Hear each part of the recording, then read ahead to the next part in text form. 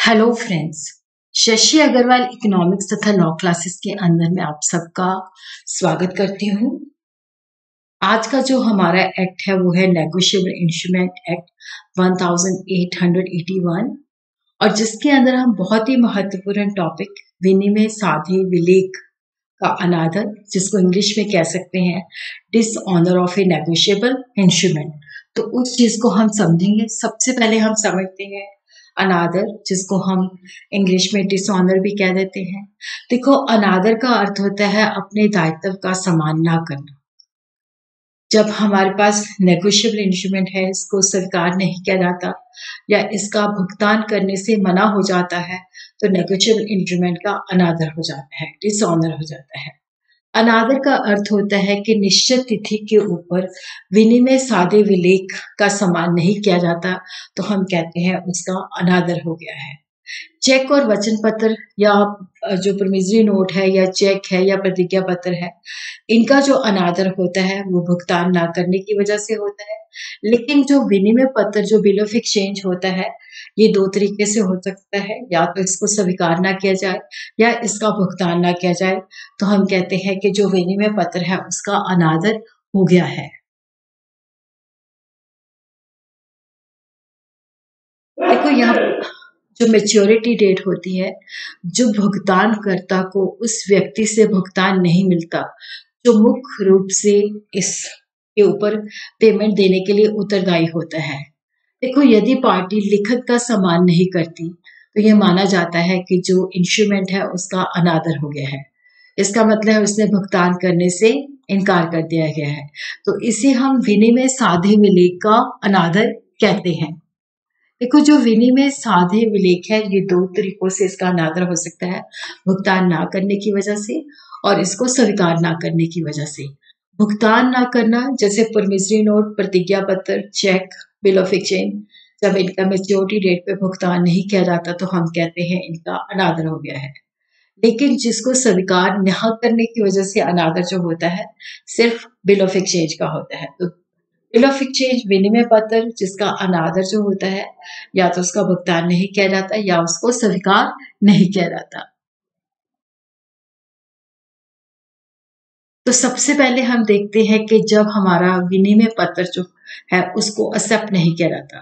देखो, विनिमय पत्र जो होता है इसका दो प्रकार से अनादर हो सकता है, परंतु प्रतिज्ञा पत्र और चेक का केवल अनादर तभी होता है जब इसका भुगतान नहीं किया जाता। विनिमय सादे लेख पत्र का अनादर होते ही धारक को चाहिए कि उसकी सूचना सभी जो पूर्व पक्षकार हैं उनको अवश्य दे, ताकि उनको जिम्मेवार ठहराया जा सके। यदि धारक ऐसी सूचना सभी पक्षकारों को नहीं, तो पूर्व पक्षकारों के प्रति अपने अधिकार को खो बैठता है। देखो, जैसे ही बिल ऑफ एक्सचेंज या नेगोशिएबल इंस्ट्रूमेंट का अनादर होता है, तो उसकी जो पहले वाली पार्टीज है उन सबको नोटिस देना जरूरी है, ताकि उनको उत्तरदायी ठहराया जा सके। कुछ ऐसी भी परिस्थितियां होती हैं जहां पे नोटिस देने की आवश्यकता नहीं होती। अस्वीकृति द्वारा अनादर। देखो, जब जो ड्रॉई होता है, जिसको विनिमय पत्र जो है स्वीकार करने के लिए दिया जाता है और वो 48 घंटों के भीतर इसको स्वीकार नहीं करता, जब जो ड्रॉई है स्वीकारकर्ता जो है वो काल्पनिक व्यक्ति है, जब वो अक्षम है, सक्षम नहीं है, जिसके साथ अनुबंध नहीं किया जा सकता, और जब वो इसको कुछ इसके साथ अपनी जब इसको स्वीकार करता है तो अपने कुछ कंडीशंस लगा देता है, तो योग स्वीकृति मतलब क्वालिफाइड एक्सेप्टेंस के साथ इसको स्वीकार करता है, या ड्रॉई जो होता है दिवालिया हो चुका है या उसकी मृत्यु हो चुकी है। जब आवश्यकता पड़ने पर जो ड्रॉई इन केस ऑफ नीड है वो स्वीकार करने से मना कर देता है। जब प्रस्तुति करने की आवश्यकता ना हो और विनिमय पत्र जो है स्वीकार ना किया गया हो, तो यहाँ पे जो विनिमय पत्र का जो अनादर होता है वो नॉन एक्सेप्टेंस की वजह से होता है। भुगतान ना करने से अनादर, जिसको धारा 92 डील करती है। धारा 92 के अंदर ये प्रावधान है कि वचन पत्र या विनिमय पत्र या चेक भुगतान ना करने पर अगर उनका भुगतान जो है मैच्योरिटी डेट पे नहीं किया जाता, तो हम कहते हैं कि उसका अनादर हो गया है। देखो, भुगतान तब होगा जब जो जैसे प्रोमिसरी नोट है तो उसका जो मेकर है अगर विनिमय पत्र है तो उसका स्वीकार करता, चेक है तो उस केस के अंदर जो ड्रॉई है, तो या हम कहते हैं कि जब वो मतलब सब कुछ सही है लेकिन उसके बाद भी उसका भुगतान नहीं करते, तो हम कहते हैं कि जो विनिमय पत्र है, जो प्रतिज्ञा पत्र है या चेक है, इसका भुगतान ना करने की वजह से डिसऑनर हो गया है, अनादर हो गया है। डिसऑनर बाय नॉन पेमेंट, जिसको सेक्शन 92 और इसी तरह सेक्शन 76 के साथ भी इसको पढ़ा जाता है। देखो यहाँ पे क्या होता है कि स्वीकृति के बाद बिल को उसकी जो मेच्योरिटी डेट होती है, परिपक्वता तिथि पर भुगतान के लिए प्रस्तुत किया जाना चाहिए। यदि स्वीकृतिकर्ता जो है निश्चित तिथि पर जो मतलब मेच्योरिटी डेट है भुगतान करने में विफल रहता है, वो भुगतान करने से इनकार करता है, तो इसका मतलब है कि बिल जो है भुगतान ना करने की वजह से क्या है कि उसका अनादर हो गया है। वचन पत्र के मामले में जब मेकर जो होता है भुगतान करने में विफल रहता है, विफल का मतलब होता है जब भुगतान नहीं वो कर पाता या चेक भुगतान ना करने की वजह से असफल हो जाता है, जैसे ही बैंकर जो है भुगतान करने से इनकार करता है। तो अनादर का जो प्रभाव है, इफेक्ट ऑफ डिसऑनर, देखो जब कोई नेगोशिएबल इंस्ट्रूमेंट अस्वीकृति ना मिलने पर या भुगतान ना किए जाने के द्वारा अनादर हो जाता है, तो हम दूसरे पक्षों पर उत्तरदायित्व का आरोप लगा सकते हैं। अस्वीकृति ना मिलने पर अनादर के मामले में अन्य पक्षों का अर्थ है, जैसे ड्रॉई इन केस ऑफ नीड, या जिसने इसको प्रतिष्ठा बचाने के लिए एक्सेप्ट किया हो। भुगतान ना मिलने पर अन्य पक्षों का अर्थ जो है ड्रॉई है, ड्रॉयर है सॉरी, और इसी तरह जो इंडोर्सर है उनको भी जो है उसके अंदर उत्तरदायी ठहराया जा सकता है।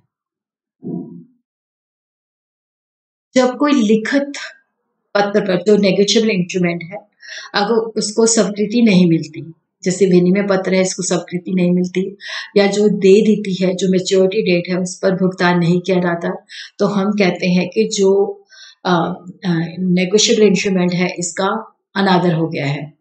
तो यहाँ पे धारक को चाहिए कि उन सभी पक्षों को नोटिस भेजना चाहिए। जो नोटिस ऑफ डिसऑनर है, यहाँ पे जो नोटिस ऑफ डिसऑनर है, तो यहाँ पे धारा 93 जो है डील करती है। तो धारक को उन्हीं सभी पक्षों को नोटिस भेजना चाहिए जिन्हें वो उत्तरदायी बनाना चाहता है। और यहाँ पे जो अनादर का बात है, जो इंफॉर्मेशन है, जो तथ्य है, उसकी औपचारिक सूचना जो है उचित समय में दी जानी चाहिए। प्रत्येक पक्ष को अनादर की सूचना प्राप्त करने पर उचित समय के अंदर ऐसे पक्ष जिसको वो उत्तरदायी ठहराना चाहते हैं उसको सूचना भेजी जाएगी। अनादर सूचना इतनी आवश्यक है कि अगर इसको नहीं भेजा गया तो जो ड्रॉयर है और स्वीकार करता है कि अतिरिक्त सभी पक्ष जो होते हैं अपने दायित्व से मुक्त हो जाते हैं।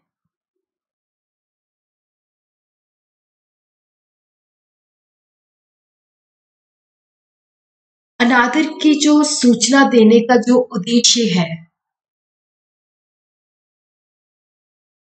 भुगतान की मांग करना नहीं है, बल्कि जो पक्ष है उसको ये सूचित करना है कि जो नेगोशिएबल इंस्ट्रूमेंट है कि इसका जो अनुबंध था वो मुख्य देनदार के द्वारा तोड़ दिया गया है, क्योंकि या तो वो उसको स्वीकार नहीं करता या वो उसका मेच्योरिटी डेट पर भुगतान नहीं करता। तो अब वो जमानतदार श्योरिटी होने के नाते भुगतान के लिए उत्तरदायी है।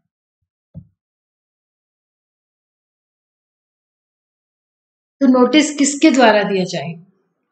यदि कोई गैर स्वीकृति योग्य लिखित या अस्वीकृति के कारण या भुगतान ना करने की वजह से अनादर होता है, तो धारक या उसका कोई पक्ष जो उत्तरदायी है उसे सभी जो पूर्व पक्ष होते हैं उसको अनादर की सूचना देनी चाहिए जिन्हें वो लिखित रूप से जिम्मेवार ठहराना चाहते हैं, ये सेक्शन 93 कहता है।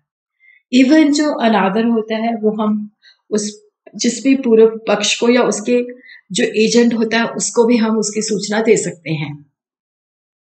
अनादर की सूचना प्राप्त करने वाला प्रत्येक पक्ष जिस भी पक्ष को वो उत्तरदायी ठहराना चाहते हैं, उचित समय के भीतर ऐसे पक्ष को अनादर की सूचना देनी चाहिए, जिसको सेक्शन 95 डील करता है।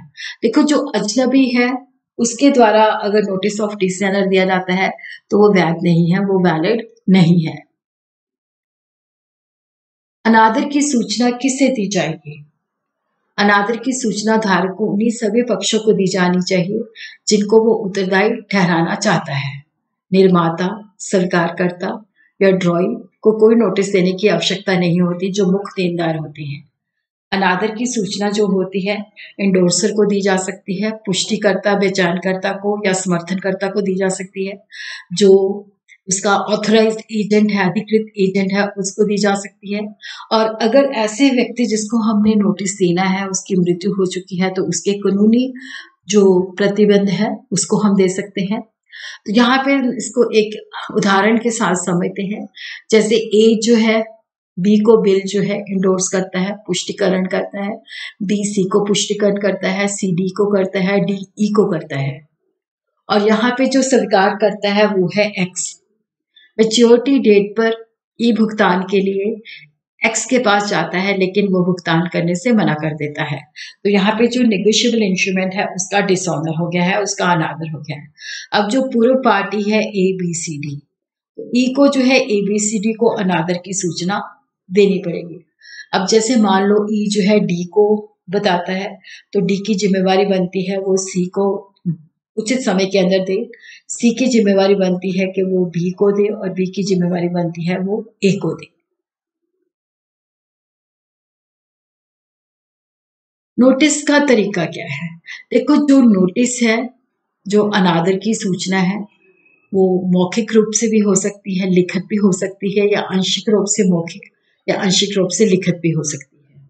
यहाँ पे जरूरी नहीं है कि इन्हीं शब्दों का प्रयोग करना है। देखो, यहाँ पे जो नोटिस दिया जाता है पार्टी को सूचित करने के उद्देश्य से दिया जाता है।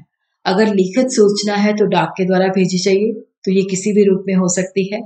देखो, जो नोटिस हमने देना है, जो भी पक्ष को देना है, उसका जो बिजनेस प्लेस है, व्यवसाय का स्थान है, वहां पे उचित समय के अंदर देना चाहिए। अगर कोई व्यवसाय का स्थान नहीं है तो उस पार्टी के निवास पे देना चाहिए। नोटिस देने की समय सीमा, जिसको धारा 105 और 106 डील करती है, उचित समय के अंदर देना चाहिए। निम्नलिखित बातों पर विचार किया जाना चाहिए कि इंस्ट्रूमेंट की नेचर क्या है, क्या ये प्रतिज्ञा पत्र है, चेक है, क्या ये विनिमय पत्र है, और उसी तरह क्या है कि सामान्य जो जिसका पत्र का अनादर हो गया उसके संबंध में व्यवहार का सामान्य तरीका क्या है, पक्षों के बीच की दूरी क्या है, और कम्युनिकेशन का तरीका क्या है, और अगर कोई पब्लिक हॉलिडे है तो उसको जो है इसके अंदर से निकाला, जो समय होता है उसके अंदर से जो है बाहर रखा जाता है। अनादर की सूचना अगर नहीं दी जाती तो उसका क्या प्रभाव होता है? यदि किसी भी पक्ष को उचित समय के बीच में नोटिस नहीं दिया जाता तो ये जो पार्टी है जिसको नोटिस देना आवश्यक होता है और उसको नोटिस नहीं दिया जाता तो अपनी जिम्मेवारी से मुक्त हो जाती है। इसीलिए सभी पक्षों को नोटिस देना बहुत आवश्यक है, ताकि उन्हें तब तक उत्तरदायी, क्योंकि तभी हम उनको उत्तरदायी बना सकते हैं। देखो, 98 के अंदर कुछ ग्राउंड्स है जहां पे होता है कि नोटिस देने की आवश्यकता नहीं है। तो धारा 98 के अंदर वो सिचुएशन जहां पे अनादर की सूचना देनी जरूरी नहीं है। देखो, यदि सूचना प्राप्त करने का अधिकारी पक्ष स्पष्ट रूप से या निहित रूप से अपना ये अधिकार छोड़ देता है, जब जो ड्रॉयर है और जो ड्रॉई है वो दोनों एक ही व्यक्ति हैं, जब उचित खोज के बाद नोटिस के लिए हकदार पक्ष नहीं होता, जब उत्तरदायी पक्ष को सूचना के अभाव में कोई क्षति नहीं होती, और उसी तरह परमिसरी नोट जो कि नेगोशिएबल नहीं है, और उसी तरह क्या है कि जब जो आहर्ता है उसने भुगतान का प्रतिवाद किया हो, जैसे चेक लिखने वाला खुद ही बैंक को कह देता है कि वो उसके चेक का भुगतान ना करे, या ऐसी सिचुएशन है जिसके अंदर हम नोटिस नहीं दे सकते, अपरिहार्य परिस्थितियां हैं। जब नोटिस के लिए हकदार पक्ष तथ्यों को जानते हुए बिना शर्त के जो विलेख है, लेख पत्र है, उस पर जो राशि देने योग्य है उसका भुगतान करने का वादा करता है। अनादर की सूचना जो है, अब हम देखते हैं कि यहाँ पे हम इसका जो है, देखो जब हमारा विनिमय साधे विलेख पत्र जो है उसका अनादर हो जाता है, तो यहाँ पे हमें धारा 93 के अंदर जो पक्ष जिनको हम जिम्मेवार ठहराना चाहते हैं उसके अनादर की सूचना हमें देनी पड़ती है। उसी तरह जब कोई वचन पत्र या विनिमय पत्र स्वीकार न किए जाने या भुगतान न किए जाने का कारण अनादर होता है, तो इसको धारक जो होता है उसकी नोटरी पब्लिक के पास जाके उसकी नोटिंग तथा प्रोटेस्टिंग करवानी पड़ती है, जिसके अंदर ये फैक्ट जो होते हैं नोट करवाने होते हैं कि ये जो नेगोशिएबल इंस्ट्रूमेंट है इन कारणों की वजह से इसका डिसऑनर हो गया है, और उसी तरह वो पैसे के लिए मुकदमा भी कर सकता है।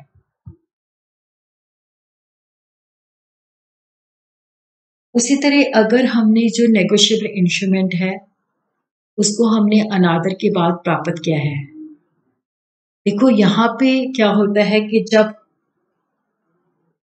जो ट्रांसफर जिसको हमने ट्रांसफर किया है अगर उसने वैल्यू दे के लिया है और जिसने ट्रांसफर किया है अगर उसके शीर्षक में दोष है, जिसने वैल्यू दे के गुड फेथ में लिया है, मैच्योरिटी से पहले लिया है, तो वो उसके जो टाइटल है उसको प्रभावित नहीं करता। लेकिन इसके अंदर अपवाद होता है, जब धारक जो है इसको मैच्योरिटी डेट के बाद प्राप्त करता है, तो अगर हस्तांतरणकर्ता का जो शीर्षक है वो डिफेक्टिव है, दोषी है, तो मैच्योरिटी डेट के बाद धारक का भी जो टाइटल होता है वो डिफेक्टिव होता है। अब जब वो इसको प्राप्त करता है उसे इस बात की नॉलेज है कि इसका पहले से ही डिसऑनर हो चुका है, तो अन्य पक्षों के विरुद्ध केवल जिसने हस्तांतरण किया है उसी के ऊपर ही अधिकार होता है, दूसरी पार्टी के अंदर हमारे पास अधिकार नहीं होता। नोटिंग धारा 99 इसको डील करती है।